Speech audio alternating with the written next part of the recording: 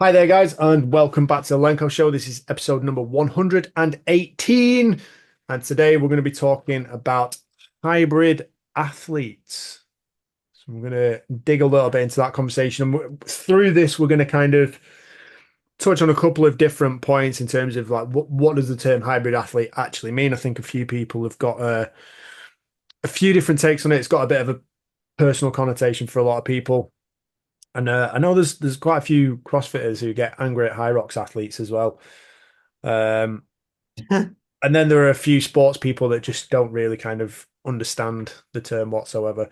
So we're going to get into that a little bit. I did do a bit of a Q&A as to what the term hybrid athlete means on my Instagram and got some very interesting responses. So I'm going to read through those. I have no prejudice about this whatsoever, by the way. So we'll just dig into what the data says, what the research says, what the science says. And with regards to implementing certain things in your own training, a conversation I was having this morning is when is the best time of day to actually train for strength? And is there a best time of day to train for endurance? And if you were going to do both of those things together through the same program in a concurrent training program style, what would you do? How would you do it? How would you implement it? I think we might have touched on these things before, but today it gets its own little special episode. Chris, hi, bro. How you doing? Hello, mate. I'm wonderful, thank you. I'm happy to be here and I enjoyed that rather jolly introduction. And it's nice to see your little face again. I have had a 2 week hiatus from the podcasts. Had uh what do we call it? What do they call it when there's like a family, a personal, Call it a situation. we'll call it a situation. It's not the term I was looking for. A personal circumstance that dictated, that's not what it is. I couldn't be here last week, so I was sad. And I was ill the week before. But I'm back. I'm back, everyone, to annoy you all once again. And this is a good episode. I'm intrigued by this because I am prejudiced about hybrid athletes.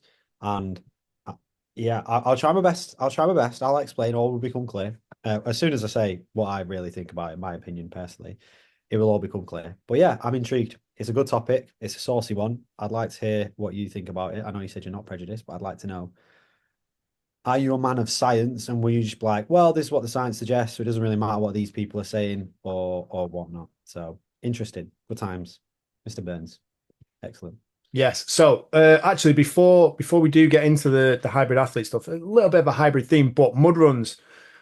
The I think the last time we recorded this podcast, you'd not done this, but you've recently done a mud run with your clients.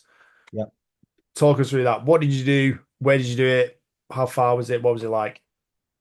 So this was the second mud run of the year for myself, or at least the second official mud run of the year. And it was Born Survivor, and we did it. Oh my God, where did we do it? Garst? No, it wasn't Garstang. Somewhere near Accrington. Okay. I can't remember the name of the place. That's terrible, I know. Somewhere near Accrington. And it was actually the best Born Survivor experience I have had. And I'll explain why. My interpretation of Born Survivor is that it is a mud run with natural obstacles. So, a natural obstacle course that involves either a 5K effort or a 10K effort, which implies there's going to be running and then there's going to be navigating obstacles, maybe a bit of swimming, going through some mud. That makes sense. And that is exactly what this one was. Whereas I've done previous ones where it's been like way too heavy on the you're wading through swamps, not feeling like there's much running and not really feeling like you're going around or over obstacles. It's just kind of okay, obstacle number two, mud. Obstacle number three, mud. Obstacle number four, mud. I don't mind a bit of mud. I don't mind a lot of mud, but it just felt like it wasn't an obstacle course. Does that make sense? Yeah, yeah, yeah. I felt like I've been cheated on the obstacle front and I've been given extra mud to compensate. Anyway, this one was not like that. It was a very nice experience. We did it as a group of, there were, I think, 24 of us, and we all started together. We moved into different groups at the start until around obstacle four. So you'll remember there's a couple of things at Born Survivor that scare people away from it. They deter people away, and one of them is the para plunge, and that's where you climb up some scaffold, and then basically you jump off into icy cold water that they've deliberately made colder. And it's usually like 7 foot, 8 foot deep. So you hit the bottom, you come back up, you're under for like a second, maybe. But because of the drop and it's cold water and you're getting fully submerged, a lot of people don't like it. So, but that's usually the big one that most people kind of try and veer away from and try and not do. Because it was one of the first obstacles this time, we had the group of us at the front that did it and then circled back around. And the group at the back who did not necessarily want to do it, the way it worked is you could either go and do it, and then it was like a U-turn, you're just coming back. So the group at the front kind of waited there, and then the group at the back who had one of our other coaches were like, right, okay, well, this group aren't doing it, so we're just going to meet across. So they came across, they didn't do it, and then we just the rest of the way we all went together. So we went as a big group, and it was very, very good fun. It was we actually were running, we actually were doing obstacles. It wasn't just wading through mud the entire time. We were still cold, but it wasn't as cold and shivery as previous endeavors have been. And that was one of the issues with the previous one. And I say this to most people like, expect it to be cold, expect to be wet, expect to be muddy. However, if you are just walking and then stopping and then walking and then stopping and then wading through thick mud and then waiting for the people to get through and then walking, your heart rate's not really going to get up. You are going to stay very, very damp, very, very cold, freeze your tits off, and then you get ill. And that happens every single time. When you're going around in a big group, it's really hard to not have that happen. But this one wasn't like that. So because we'd got that power plunge out of the way with at the start, it's all uphill for most people from there. They kind of like barriers come down, like, yeah, we're having fun now. So we kept moving. It was really, really good fun. Nice. I think I don't understand why people like that. That's one of my favorite obstacles, jumping into the ice bath and getting dunked in freezing cold water. I really like it because whenever, as soon as you get out, especially if it's on a freezing cold day, you get out and you actually feel warm. Yeah. I actually quite enjoy it. Why do you think so many people actually enjoy doing mud runs?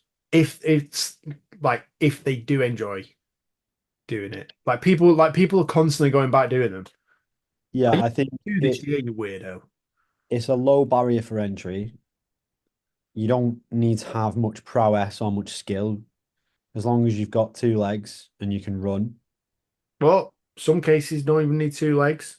Yep, some people don't even need two legs. And obviously, very rarely do I mean, I'm sure people do, but very rarely do people go as like a one or a two. Oftentimes you'll find people go in communities, and I know that businesses go. We had a couple of our clients weren't going with our group because their work was going as like a group of office people and what have. So yeah, I think that's one of the reasons. There's obviously a big community aspect. It is a challenge for most general population. I think if you are somewhat athletic and fit, like it's not a challenge at all. It's just a cold, wet day. But there are certain obstacles out there that could be seen as challenging. I know a lot of people have said with our guys, so we go every year, and obviously we've been twice this year. Um, we have people that want to conquer the rings. So there's always towards the end when your hands are muddy and cold and slippy, they have either monkey bars or rings, and people always say they want to get through those. Yeah, So yeah. every year you go back and like, I'm gonna do it this time. I'm gonna do it this time. And they drop off after the second ring, and it's like, oh, that's a shame. It's like you weren't even close. I think it's great for team building. I think you're right when you say like a lot Keep of businesses destroying. are team destroying. Yeah, it goes one way or the other. There's no middle ground. But it's like I think when people are cold and wet, I think you get to see that was a good face. That was really good. Yeah, if you're watching on YouTube, you'll understand what I mean. If you're just listening, then you're gonna have to go and watch this on YouTube, or I'll try and clip this so it's the main Just screen pop shot it. at the front. Yeah. Yeah, pop it on Um, Instagram. but I was gonna say, like, you find out who people really are and what they really like when they're cold and wet, don't you? When they're cold, wet, and then more shit gets thrown your way. Good luck dealing with it. Yeah. What I would Yeah. say is like from my experience of doing mud runs, I've just found myself getting very frustrated a lot of the time. Well, there you go. You find out how people really are. No, just with I'm like, so I've done Tough Mudder a few times, and the last time I did it, because I'd done a certain number of Tough Mudders, you don't have to go through the electrocution bit. But I'm like, fucking obstacle is right there. Of Yeah, course. I don't understand that. I don't understand people that like walk around one. Like No. you paid for it, you're here, just do it. Just But like just to give you an idea, there was one of my clients, Joe Allerton, bloody love her. She's amazing. Like absolutely turned her life around completely from the day she, well, from when she started with me, she's massively transformed herself. But anyway, she, about the day she met you. yeah, it was all down to me. It was all down to me. No, like literally, she's someone who she was hesitant about even coming into the gym and meeting me in the first place. Like she tried to cancel, and I said, "No, you fucking come in and meet me." Because I think I'd pretty much just started in the gym, and I was fairly new, so I was like, "I need something to do. You fucking come in and we'll have a chat." Like at the very worst, you get a cup of tea out of me.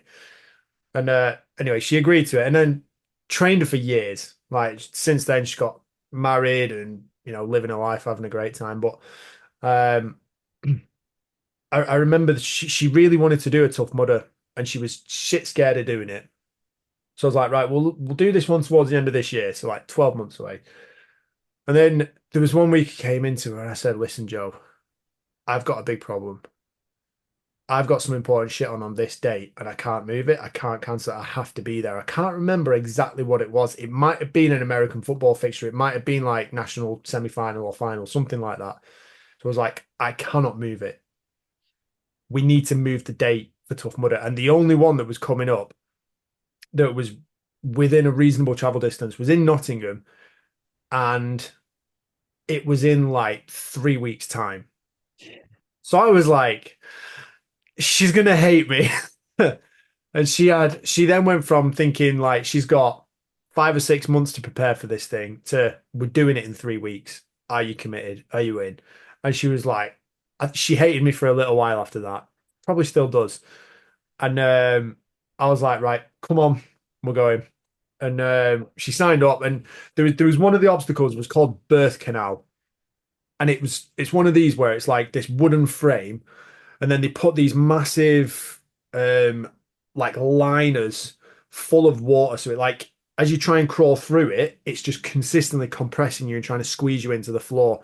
There's not a lot of space. You jammed in side by side with other people, so I was like, right, come on, let's go around the end one so you know that you've at least got light to the outside. She was shit scared of going in there. Don't like that. Don't like small spaces. Don't like tight spaces. Don't like being crushed. Anyway, I was like, get in there. So I'd already gone through. I'd come back round to get her and gone, right, you're going in, pushed her into the birth canal, and she's crawling along. She's literally about halfway through it, and where the weight of the water is at its worst. And bear in mind, there's other people to the side of us. It's like pushing the water over to her side, so it's making it even worse for her. She's halfway through, and she like pokes her head out the side. I'll never forget this. She's like, she pokes her head out the side. She's like, Alex, I can't do this. I was like, you fucking can. You're halfway through. You're gonna keep fucking going. Get your head back in there and move. Like she just kept. And to be fair to her, she did. She got her head down. She cracked on and she got through it. And she came out the other side and she was like, "Oh, that was horrible." I was like, "Yeah, but you did it. Come on, let's go and do some more." And we went off to do the rest of it. But Class. like that's probably one of my favorite experiences and standout experiences from Tough Mudders. The other one I had to literally drag one of my clients round, a young lad. And I remember we were like we'd literally done one obstacle and we were running across this like creek bed, riverbed type area, and there was a sign that said 2 miles. And I was like all the way through training, I was very skeptical as to how much work he was doing and as to how much he was committing to his program and what he was putting in. I was only seeing him once a week. And he was swearing blind, but doing it all. His mum was like, yeah, no, he's doing it all. He's giving it his best effort. I was like, fucking don't look like it. Like he's struggling after a 400-meter jog. So anyway, we got to this point where we're running across this creek bed. You got the sign 2 miles, and he went, "Oh, is it only 2 miles to go? That's good." I was like, "No, mate, What a nightmare. absolutely not. You're 2 miles in, and there's another 11 to go off the back of this. So at that point, I was like, I fucking knew it. So then, like his just his concept of distances and time and everything, like, and there was a there was multiple points. Like I remember Fiona was along supporting. She was kind of checking that I was right because I was having to look after him. And there was a point where it was so easy for him to tap out. I think his mum gave him his inhaler, so he had a gas on that. And I said, right, give it back to your mum. Come on. And I just dragged him off. And I just like before anyone else could even say anything, I was like, give him a way out. I was like, fucking come on, you're coming with me. And I remember just dragging him more or less across the finish line. And like honestly, for a young lad, massive achievement. And for the condition and the fitness levels he was in, monster achievement. But I was just I got there and I thought, fucking hell, that was hard work, that. It is. I think that's one of the big things that we have to take from it. Like for people like me and you, when we go and do it, it in that situation is work. It is work. And like if I were to go and people always ask me to say, how fast did you do it? And I'm like, well, I did it as a group of 24, so I didn't go and fucking blitz it. Like for me to do a 10K run, like I could do that no problem. Like Born Survivor would not be difficult for me to do it by myself, but we do it as a big group and you are helping other people around. Like it's a different experience than going and fucking racing it or anything like that. Yeah. And it's not that it makes it less fun. It doesn't make it less fun at all. Like it's equally as fun when you've got a big group of you, but it does make it harder when you're like, for example, someone of your fitness level going around with someone who's far less fit than you. Like I said, in that instance, if it's pissing it down and it's cold and you're having to drag someone else around, it's going to fuck you up and you're going to get ill. Like that's what's going to happen.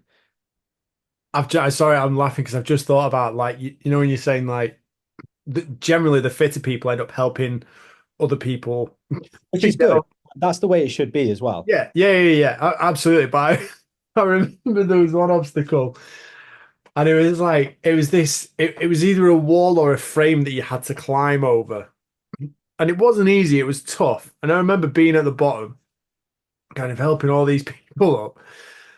And I remember there was someone I don't think I even knew him, but he just kind of came running up, just kind of like jumped straight on my knee. And I was like, all right, fucking hell, off you go then.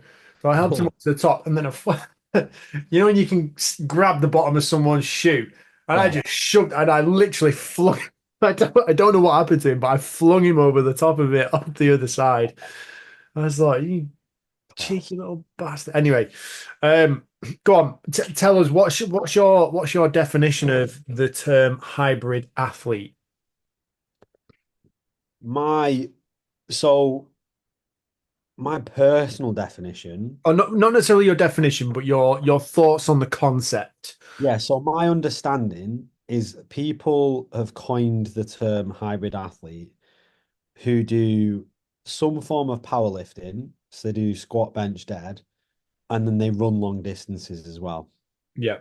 That is my understanding of what people who consider themselves hybrid athletes are. Yeah. So the typical definition is basically a CrossFitter, really. So the typical definition is a hybrid athlete is someone who trains in multiple disciplines to improve their overall athletic performance and physical preparedness. So often combining training methods like weightlifting, running, cycling, gymnastics, martial arts, various other things to develop a range of skills. And then But in I think that's more diverse than what hybrid athletes actually are. what most hybrids actually, so like this is where the Hyrox thing has kind of come in and bumped everything a little bit and just, I suppose, like shaken up the hornet's nest a little bit for a few CrossFitters that I know, certainly, that are a little bit, I don't know whether the word is upset, uncomfortable, irate, You're right, it's upset. angry in other cases, Oh offended, certainly in some cases. yeah, absolutely. Absolutely. And I think it's brilliant to watch the meltdown because I remember being at uni when kind of CrossFit was taking off and going kind of a lot bigger and becoming a lot more mainstream and popular. And I was very much like strength and conditioning. Oh, if it's not sport specific, what's the point? And yeah, they were the CrossFitters. So I was like that, and now the CrossFitters are like I was, where they're going laughing and taking the piss. So it's all quite funny how it kind of goes full circle. So the thing with CrossFit, right? This is as an ex-CrossFitter, so there's some level of bias here, but I have done several CrossFit affiliated courses, as well as some that were done not in person to me, but online with Greg Glassman, who was the original founder. And there was a very scientific founding. And like any discipline or element or arena, like, and even any job, you could say, there's people who do things well and there's people that do things right and there's people that are consistent with what the values of the company and the business and things are. And then there's like people who are just kind of making their own way, doing their own thing under the name. And I actually think Greg Glassman was really fucking good. Mm. He stepped down because of some controversy about some comments that he'd made on Twitter or some shit like that. You know how it goes nowadays. But his explanation as to how he founded CrossFit was, and this is like revolutionary. Think about this for everyone that's listening. He was talking about we wanted to find an actual scientific definition, um, so we could explain what fitness really was. Is there a way that we could show someone fitness? And he said, you could look at someone, you could subjectively say, okay, yeah, this person's quite fit. Yeah. But what are the markers? Is it that they've got big muscles? And he was like, bodybuilders aren't fit, like they're just fucking in good shape. That's all they train for. And then he was like, Sorry, just for 1 second, like this is important because there is no actual specific definition for fitness. Like it just it's like, well, what is it? You have to be very specific with how you define a certain category within fitness that fits into that. But there is no actual, I would say, overall umbrella term or definition for what fitness really is. So sorry, go on, carry on. no, that's perfect. And it's actually like I'd forgotten about this actual course and this speech that he gave up until so you've mentioned it now. But he was saying about how, like you said, there was no equation, there was no like you said, definition or anything like that. And he wanted to find one. And so he invented CrossFit, and it was the amount it was work capacity. So it was the amount of load and work that you could sustain for what period of time. And the original idea behind the CrossFit stuff was obviously this is now looking more towards CrossFit sport. Like the person that was fitter was the person that could sustain higher work capacity and higher work demand for a prolonged period of time. That makes a lot of sense, right? Scientifically and every other way. He was also saying about like different biomarkers, and he said he originally looked into that and he said, if you were 70 years old, would you rather have perfect blood works and your like blood pressure is spot on and all these different other biomarkers like read as they should as per what the NHS suggests or whatever governing body suggests? Or would you rather be live an enriching life where you can move freely and well, you can squat properly, not necessarily with load, but you can get up and down stairs, you can get up and out of chairs, you can pick things up, you can play with your kids, you've got a lot of energy, you've got vitality and stuff like that. Would that not be a better marker of fitness? Which is why I then delved into like, okay, what we need is we need stuff that makes people like robust and actually enriches their lives as well. Now, obviously, the CrossFit Games stuff, they went down an avenue of just trying to see who could produce the most fucking work capacity in whatever the exercise was, whatever the workout was. And by the way, I'm not going to go too far into this, but there's a reason that the CrossFit Games is set up with the workouts that they have as well, based on there has to be something that's unknown and unknowable because that tests something new. Then there has to be a repeat test. So you can say, okay, can we show that our athletes are getting better, like over time and over the years? Like it's actually done very deliberately and done in a very intelligent way. Now, obviously, how they run the games is a bit of a fucking disaster, but we've done that. We've done that. We've moved on from that. But I've actually totally forgotten what the original question was, but it was done and developed to specifically find a scientific understanding and founding of what fitness is so that we could have a real thing there and we could actually test different energy systems and stuff. And a lot of different places boycott it and they fuck it up because they're just like, right, we're going to do 30 snatches for time today. Mm. And it's like, well, why are we doing that? And if you could do that well, would it necessarily make you a hybrid athlete? I don't fucking know. But nowadays, and this is where the beef comes from with CrossFit. CrossFit obviously had a scientific backing, and they've, come up with their principles and things like that. And it requires a lot of skill. So they actually train components of fitness specifically with certain things that they do. Now, the way that they go about that, like as we'll certainly get to today, research might show nowadays that it's not the best way, but they train specifically different components of fitness and different energy systems to try and make people fitter and healthier. High Rocks does not do that. High Rocks has set skills that are very, very low skill and very, very low barrier for entry. For me to become good at High Rocks as an ex-CrossFitter, and this is where obviously this is my bias here, as an ex-CrossFitter who's competing in high level competitions and stuff, I could go and DOS a High Rocks in a pretty good time quite easily without specifically training for it because I've already got the fundamental skills that I need and way more from doing CrossFit. You need to learn way harder things in CrossFit than you would ever need in a High Rocks. Yeah. High Rocks is just arguably, even though you're doing different things, it's one domain, it's one specific test that you can train for very, very specifically by practicing those specific movements. Obviously, kind of like we said about the mud run, it's a run, so running helps, and then doing those specific disciplines, those specific exercises, being good at those helps. You don't necessarily need to be. It helps to be strong, but you don't need to be super strong. You don't need to be super powerful. You need to have a good work capacity and maintain a good level of output for an hour Yeah. with things that require very little skill. If anything, your quads need to be able to take a fucking twatting. Side, you're probably going to be all right.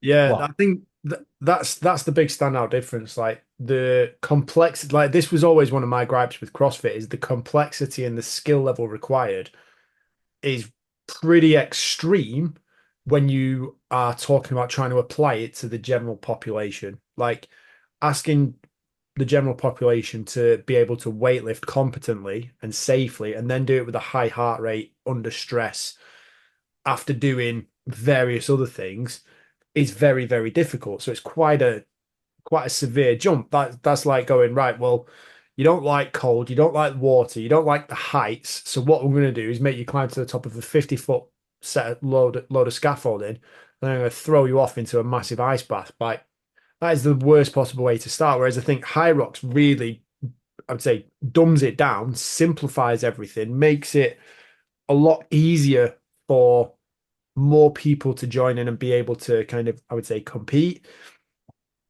and perform the activities, which is where I think the popularity has kind of maybe pulled a couple of people away from high CrossFit, or it's maybe generated that blend, which has then kind of caused a little bit of friction.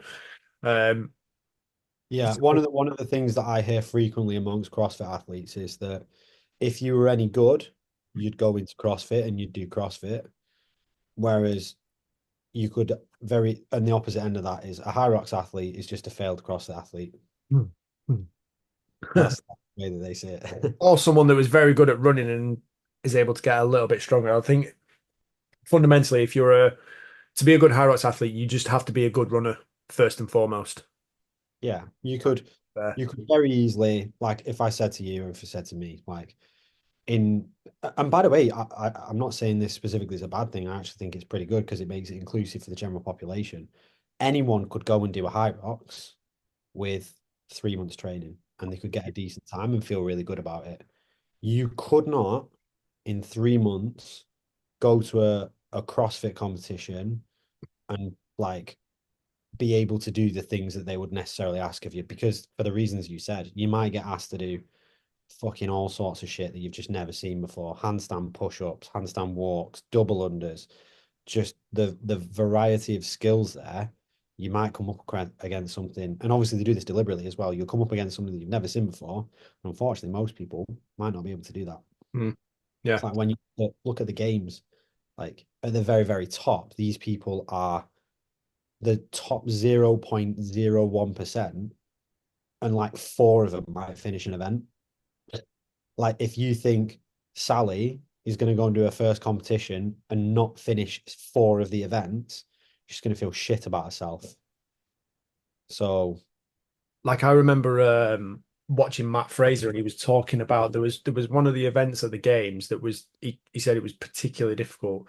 And this is where it's good. I think it's quite interesting. Sometimes it makes you like really think. So I think the challenge was like they had to do a few other things, and then they got to this final bit, which is like they had to get this series of heavy sandbags that could have been like 50 kilos or something, and they had to push them up over the wall. But the problem was the sandbags weren't tight. They were very loose. So whenever you pushed against the sandbag, the sand had just dropped. So it's not like you could give it a good shove and it would go flying off the top of the wall. Like the sand would just drop around the outside of your hands, and you're literally pushing through thin air, and it's very hard to get any momentum into the bag. And what Matt Fraser did was I think he'd done one, and he was like, "Fucking hell, that was a killer."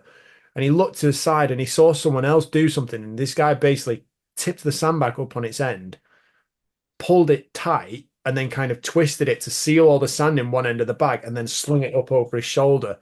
And he said Matt Fraser said that he saw the guy look at him after he'd done it, and he was like, "Shh, like don't tell fucking anyone. You keep that shit quiet." And I think the pair of them then went on and just did that, and like everyone else was kind of like in the zone, focusing on their own shit, and just like didn't really clock that that was a tactically sound way to go about it and get it done. wow, I just thought that was quite funny.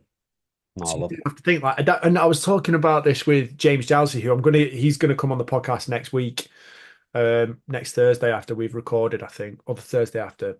But I'm going to get him on, and we're going to talk about this. We talked about so like youth sports, kids growing up, like and how the generalists are kind of taking over in certain specializations. So like there's certain sports, like American football is a great example.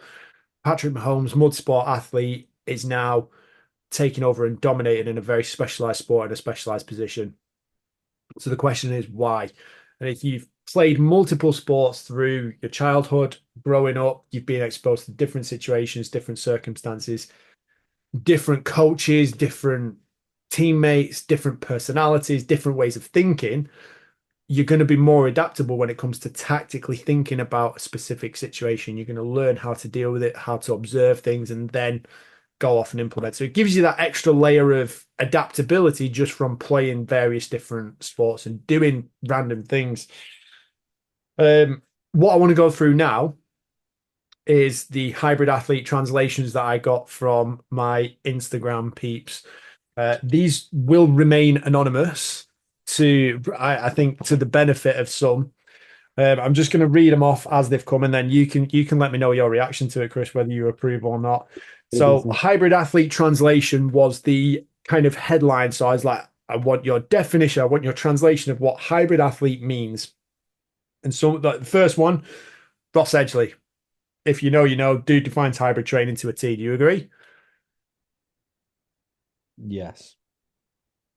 Very good at swimming as well. Yeah. So just very quickly before we go to the rest of that, one of the other things that Greg Glassman said on that course was that he looked at if someone said they'd got a 15-minute 5K, he'd go, okay, that's a little bit specialist. What can you bench press? Hmm. And he would genuinely, he'd be like, okay, can you do a lot of things really, really well rather than can you specialize in one specific thing? That's one of the things that he would look at with his athletes. Yeah, Ross Edgley, yeah, because he does fucking tons of different shite. Really strong, does weighted muscle ups like some sort of freak, swims like a shark.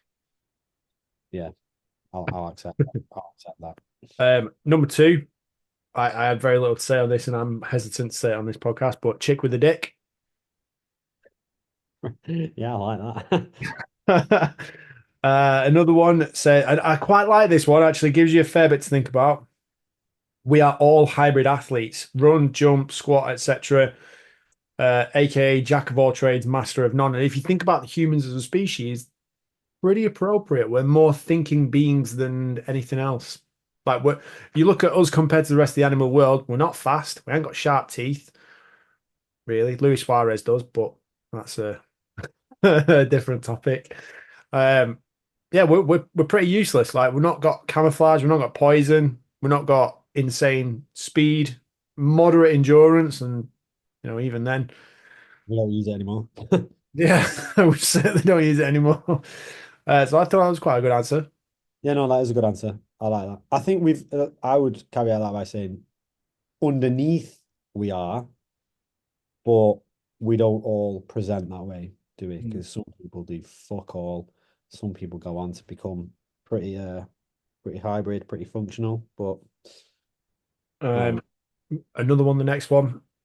Too small to be a bodybuilder, too slow slash stiff to be an athlete. Thoughts on that? Uh, too small to be a bodybuilder. I mean, some What? bodybuilders are quite small. In fact, What? actually, most bodybuilders, like a lot of bodybuilders, are small, aren't they? Yeah, I would They argue. must mean in terms of muscular size. That must be it. Yeah, but no one starts off that big. So like, and you've got different branches of bodybuilding where you require different sizes and things like that, and they're enhanced anyway. So I mean, I see the point. I get it, but and then the other one, too slow and stiff to be an athlete. Yeah. Depends what kind of athlete, doesn't it? Yeah.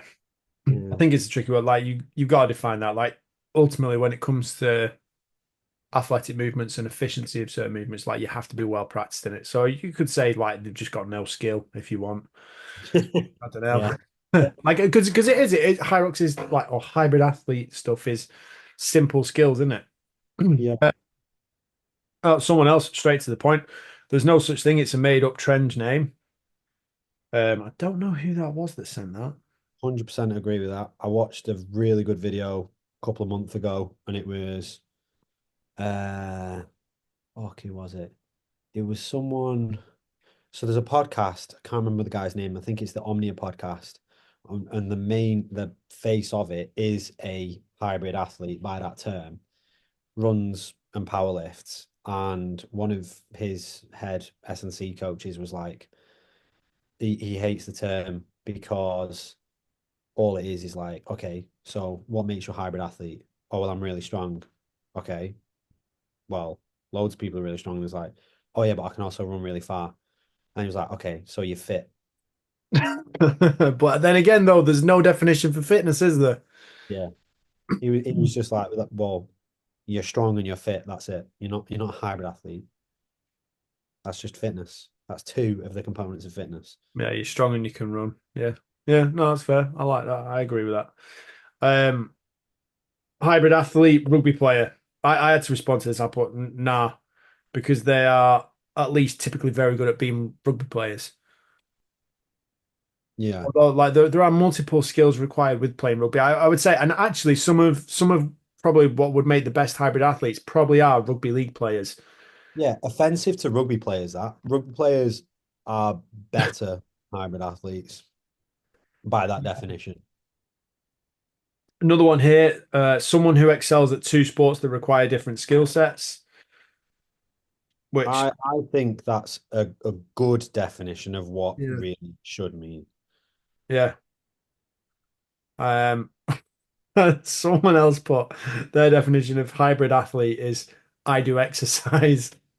Yeah, I agree with that. Like honestly, I think a lot of the people that I see doing these competitions now, that's it. They just, but it works. This is the thing. Like it annoys me, but it does work. It gets all these people who previously couldn't do anything to start doing shit and considering themselves like fit, and they are fitter than they were. So Yeah. Next one is it's a tweener. It's someone who's useful but not a specialist, not hone their craft enough. So reading between the lines there, I translated that as message to hybrid athletes here. You haven't worked hard enough or precisely enough to be actually good at anything. yeah, yeah, Um, and there we go. That concludes the hybrid athlete translation and definition, which take what you want from that. That's currently where we sit. Last thing before we go, I do kind of want to get onto this topic, and we'll just talk about this briefly. But on the subject of hybrid athlete training, when is the best time of day to train for endurance? When's the best time of day to train for strength? or if you're aiming for both, when is the best time to integrate each one of those into your day and into your training structure? Do you do anything remotely centered around doing both through your training program? And if you do, how does it look, Chris? Yeah, I do obviously I do strength and I do conditioning, but I never incorporate them. Well, not anymore. I don't incorporate them into the same session. No. I do my strength stuff when I do my strength. I do conditioning when I do my conditioning. Okay, good. So you do break it up a little bit. You kind of separate the two because Yeah. I do the same as well. Like, why did you do that? What happened there? Was it like life structure, work structure? Was it just more necessity, or was it a tactical decision, like to try and get more from your training? It was a combination of all of the above. Plus, I used my brain and saw that it was better to get the most out of each one, doing it that way. So Okay, good. That's obviously fair. when I did CrossFit, I had a CrossFit specific coach that helped me develop skills and things like that. And if you are not a full-time CrossFitter, you don't have the capacity to train 3 or 4 workouts a day. And you can't do just skill specific workouts without touching other stuff. So you got to try and condense things, which means, unfortunately, in a suboptimal world, but the real world, sometimes you're doing suboptimal things. You do some strength and you do some conditioning because you need to be doing a touch point on both. And obviously, you need to see that you're progressing in both. But yeah, as I started to come out of that, obviously, I looked at the research and it was also like timings and session structure and stuff like that. I realized that it was more beneficial to do my strength stuff when I do my strength stuff and then do my conditioning stuff when I do my conditioning stuff. For me, nowadays, most of my conditioning stuff is when I do my sport specific stuff, when I'm doing my skill work and doing jujitsu stuff. So I spend most of my time doing strength work in the gym with weights and then doing my actual sport is the main component of my conditioning at the moment. It will not always be that way. And when I go back to doing more conditioning stuff outside of doing the sport, it will continue to be, say, for example, Monday morning, strength, Monday evening, or Tuesday, conditioning, and then Wednesday, strength, Thursday, conditioning, Yeah, etc. yeah, that makes sense. So like, I think my own training is fairly similar to that. So I will do my strength work. So for instance, on Monday, I'll do my strength work around midday, and then I'll do some fitness, some more general exercise, circuit training type stuff later in the day. And because it will have been strength work earlier in the day, or strength or speed work, I'll generally work with the same energy system. So I'll do a fast, high powered circuit where it'll be low reps, move fast, um, incorporating ballistic movements, throwing, jumping, bounding, that kind of stuff. So you're working the same recovery system. And then the next day, again, it'll be more upper body, and then I'll finish that with more of a just like a general circuit later in the day. So again, it's broken into two. I generally quite like training midday slash mid afternoon because I feel like I get more from it. I'm either mid afternoon or late at night in terms of training. I think that's just because of the way that training has been demanded all the way through my athletic kind of say athletic development. I feel a little bit queasy when I say that because I don't consider it as athletic development, but I suppose it is. I don't know what else you would call it. Um, so I think it's more just from me getting used to that. I have never, ever been useful when it comes to strength training first thing in the morning. Can't do it. Like, and I know it's, early in the morning, people like to get moving, feel a lot better for it, feel the benefit for it. For me, my definition of getting moving first thing in the morning is just like a bit of an easier get up where it's taking the dog for a walk or just being a little bit steady paced and a more gradual wake up. I've done the whole kind of hardcore, no sleep, just hit the grind. The Jocko Willink wake up at 4:30 in the morning, have to go to bed at well, he probably goes to bed at 8 o'clock at night. Um, I'm definitely not doing that. I'm more productive at 8 o'clock at night, so I'm still typing away, tapping away, scheming, um, coming up with nasty ideas for people. So that kind of stuff is generally how I balance it. Now, in terms of the actual research on it, typically the guidance is that afternoon and evenings are generally the best times for strength training. And the reason for that is you get factors like you've already got an increased body temperature. Uh, Typically, the environment, the air outside, the air temperature, everything will be a little bit warmer. You've already been moving a little bit through the day, so in terms of mental, physical alertness, um, your nervous system activation, all those kinds of things, and then hormone balances shifting later in the day would generally indicate it is either or not necessarily more whether you're going to get massively more out of it, but I certainly think you will feel like the session is a bit easier and you can commit a bit harder and you're more ready to go. Like I think if you're training for strength first thing in the morning, you have to make sure you warm up more thoroughly and be a bit more dedicated to that. I think you cannot neglect that if you are strength training first thing in the morning. You also bear in mind if you're training first thing in the morning, you're probably fasted.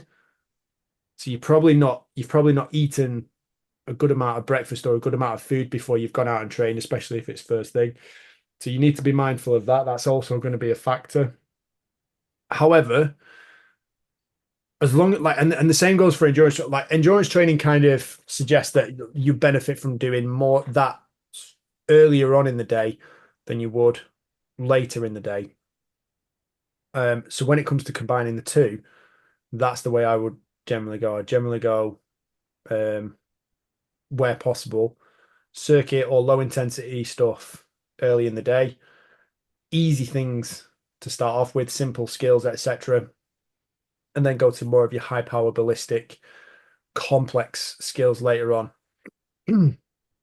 So if I was doing it in a combination, that's probably the best way to do it. However, as long and this is where individual differences come into play, as long as you are working through the same routine, you will get used to it. You will get used. So if you always strength train first thing in the morning, that's what you become adapted to. That's what you become used to. There's no need to then go and shift your strength training to later on in the day for no real reason. And ultimately, like when it comes to training, you have to do what fits in with you and your own lifestyle, don't you? Yeah. And I think that's the main thing. Like for different people, I agree the science shows the training in the afternoon is better, but it all depends on what you can do, what you have access to. If you're going to be working in the mid-afternoon, you're obviously not going to train there. And what you feel better doing, where you feel like you get the best results. Yeah. So just to kind of summarize that, I made some notes on this. So it says, got when combining strength training and endurance into a concurrent training fashion, there is a meta-analysis, and I will put the link to this study.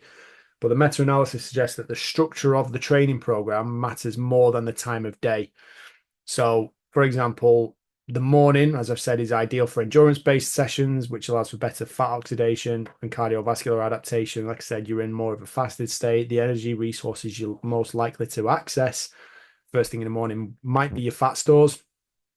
And then strength training in the afternoon or early evening is more suitable where your neuromuscular efficiency peaks, and that structure then helps to minimize the interference effect where your endurance training could then reduce the benefit of your strength training. So you don't want your two training systems to kind of interfere and cross over and kind of cancel each other out. So for instance, if you are going to do it this way around and you're going to do your endurance first and your strength stuff second, don't pick an endurance activity that is going to be massively demanding on the legs. Go and do some, like, don't go and do hard, fast running, like 800-meter intervals, to then go and do your heavy back squatting later on in the day.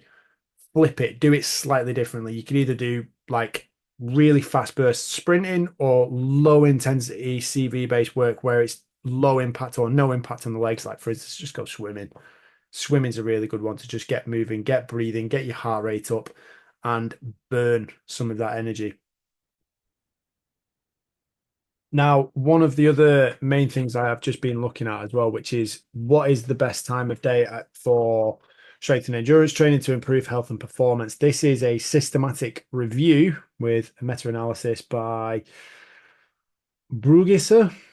And let me get into the details of this for you 1 second. So this is from 14,125 screened articles. 26 articles were included in the systematic review. Uh, and basically, one of the key factors from this, and this relates very specifically to sports performance athletes, or if you have a specific time at which you normally compete, although the kind of the jury is out as to, because there's typically a lot of bias in this world. So if you kind of hang your hat on, like I've said there, strength training is normally best in the afternoon or the evening, which is where I personally feel I'm better and stronger and more able to get more out of my workouts. Then that's kind of where I'm going to funnel everything into, and I'm going to aim to see that in the data. So one of the key factors here, though, is that there is actually quite strong evidence. There's some evidence for a benefit of matching the time of day of training to the time of day of your testing and your performance. So, for instance, if you're a football team and you know you're playing at 3 o'clock every single week, then you need to be practicing at 3 o'clock every single week. Like that's where the evidence suggests like you should kind of dial in your efforts. Um, because I think you get into that habitual pattern of this is my circadian rhythm. This is when I'm firing on all cylinders. This is my state of readiness. This is when I perform. And you get certain parts of the day where you might have a bit of a lull, might feel a little bit lethargic. A lot of this comes down to habits, and whether it's physical triggers, psychological triggers, they all creep in and they all have a factor. So if you like, I would say certainly be very, very deliberate with the time of day you are practicing, where you're able to. And if you know you normally perform at, for instance, with myself, 1 o'clock on a Saturday or 1 o'clock on a Sunday, for example, for American football, training close to that time is going to be very beneficial. But again, the key factor in all of this is that that is not necessarily possible for all of us. So it's, again, individual differences come to the forefront. That is where you have to bear in mind, like your own personal circumstances, what is actually feasible, time of day, duration, how long can you commit to it? Are you going to do 2 sessions a day? Is it 1 session a day? If it is 1 session a day, how are you going to get the most out of that 1 session? That is the sole focus and sole concern, regardless of what the research says. It's kind of, unfortunately, it's one of those topics where there's research says train at this time of day for this, train at this time of day for this, and then you also get the same on the opposite side. So it's like, well, you're both saying opposite things, and there's evidence for both. Which one is it? And the answer is it is completely down to the individual. The answer is somewhere in the middle. So you have to kind of go and figure that out for yourself. So good luck with that one. Chris has dropped out temporarily as well. I don't know whether he'll be back. I think he's having internet issues or his screen is frozen. So if Chris comes back, we will obviously, well, we'll see in good time. In the meantime, I'm going to share another article with you here, which is the effect of concurrent strength and high intensity interval training, high intensity interval based endurance training on physical fitness in team trained sports or team sports. So think football, rugby, basketball, etc. And this showed that, where are we going here? So compared to strength training alone, concurrent training had a significant effect on the development of maximal lower body strength in trained team sports. So, and again, like one of the big benefits of doing this, because I've been in that environment with team sports, like you don't have all day. And when you have a lot of athletes, they're in there for a limited period of time. And typically the mind starts to wander, conversations kind of kick off, and people get distracted. Not everybody has the same enthusiasm for being there. It's very, very difficult to manage that environment and keep everybody on top and dialed in, especially for a prolonged period of time. So, one of the more effective ways to go in and get things done is to kind of combine various elements into the session and say, right, roll with that. So if it's very different to, I would say, if I was going to go, right, well, we're going purely for strength. and we're looking at your back squat today, the easiest way and the best way to improve your strength in a back squat is to go multiple sets, low reps, high amount of rest time, close to your 1 rep max. I know for a fact that ain't going to fucking work with a team of footballers. If I give them 3, 4, 5 minutes between sets, then number one, they won't go heavy enough. I know for a fact they're not going to try hard enough. They're not going to be bothered about sticking the weight on the bar. They haven't got the same enthusiasm to be back squatting as a power lifter. So we know we're not going to get there in the first place. Then if I've given them a shitload of rest time in between, I know they're going to start dicking around. It's a group of lads in a gym. That's what's going to happen. And girls equally, by the way, chit-chatting, messing around, throwing chalk about, that also happens. So they can't hide. All groups are the same. When you've got multiple people, people get excited and start doing things and they get a little bit carried away and it's fun. And I'm not saying you shouldn't have fun, but I know for a fact that it's not going to be the most productive session. Whereas if I was to go, right, purpose of today, leg strength is the fundamental concept we're going for, but I'm going to set it up in a circuit fashion where we go low body, lower body, upper body, core. And we're going to work through those 5 exercises. You might have 30 to 60 seconds between each station, and you're going to keep working through it. And also, that opens up the window because you're not necessarily going to work with massively heavy weight, but can you still make it challenging? And not only that, but thinking about the way that you're going to lift the weight. So, on a football pitch, on a tennis court, on a netball court, on an American football field, it's not often that you're going to be slowly decelerating the load of a bar or an object to then overcome massive amounts of force to be able to lift it again. It isn't going to happen. Everything in that sporting context is typically done fast, at speed, not necessarily using strength from a fundamental dead stop, but more from a more rebound elastic component. So running, jumping, changing direction,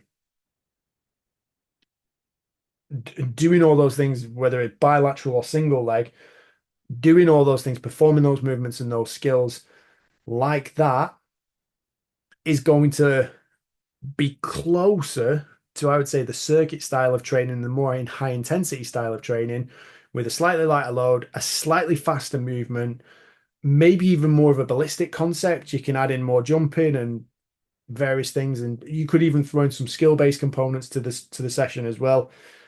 That is going to be particularly useful, and I think that would probably translate across better to more lower body power output. So if we're going to measure that in terms of your vertical jump height, your broad jump distance, your 10-meter sprint, 30-meter, 40-yard sprint time, then I think you'll typically see a better result from that than you, and you won't necessarily improve your 1 rep max back squat. But if you're training for sport, you're not necessarily in the gym just to improve your 1 rep max back squat. You're there to be a better athlete. And fundamentally, a part to that is it's a much bigger picture. It's a much broader picture than sticking a heavy barbell on your back and going, right, you're stronger. That doesn't automatically make you a better athlete. So that's one of the things that kind of me and Chris have to kind of think about when we're putting together our training programs, working with our clients, and also the way that we're coaching, the way we're running sessions in the gym for people as well. So hopefully that's given you a few ideas and a little bit of direction. And I don't want it to have confused you. I will leave you with this note though. So this is from Greg Knuckles, who says, like, because the thing again, this is a massive problem when people come to kind of merging the two methods of training. So cardio and lifting. And Greg says cardio won't hugely impact your gains in the short run and may be beneficial for strength and size in the long run.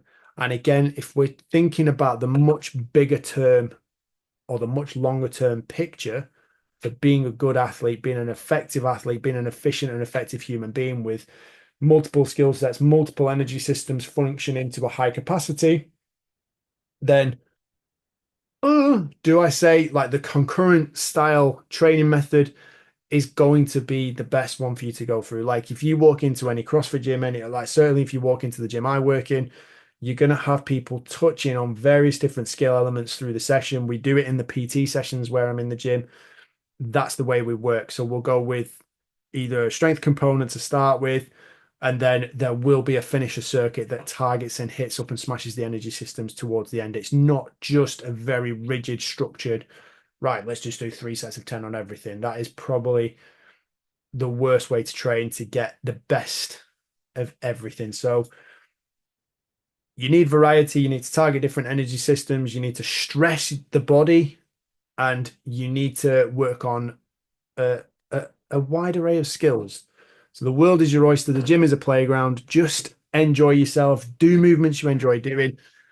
Ultimately, do what keeps you going back. That's a huge factor as well. Don't get caught in the lull and the drudgery of I must do this because it's on my program, or I must do this because it's beneficial. Find a way to make the program work for you. Find things that you enjoy doing and work with that. Anyway, that concludes us for episode 118 for today. So it has been an absolute pleasure recording this. I don't know where Chris is gone. I doubt he's coming back now. And even if he does, he won't be any use to us now. Until next time, that is it from me.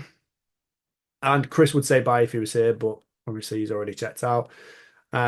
We will be back again soon. Obviously, if you've got any questions, if you need any help, get in touch. If you want to send me a message, drop me a message on Instagram, and we will see how we can help you, or we'll either address the topic on podcast in the future. And don't forget, if you are part of our client base, if you're on one of our programs, you do get access to our monthly performance chat where we can essentially record more or less a live podcast, but it's specifically for you. It's specifically for us and our clients that are in that environment. And you can ask questions, you can chit chat with other people, find out what they're doing on their programs, how they've overcome certain things. And it's a great environment to be in. So if you want to progress with your training, if you want to push, if you want to get access to me, if you want to get access to Chris, that is the number one way to do it, other than keep coming back for more of these podcasts. That is it from me. Peace out. See you again soon, guys.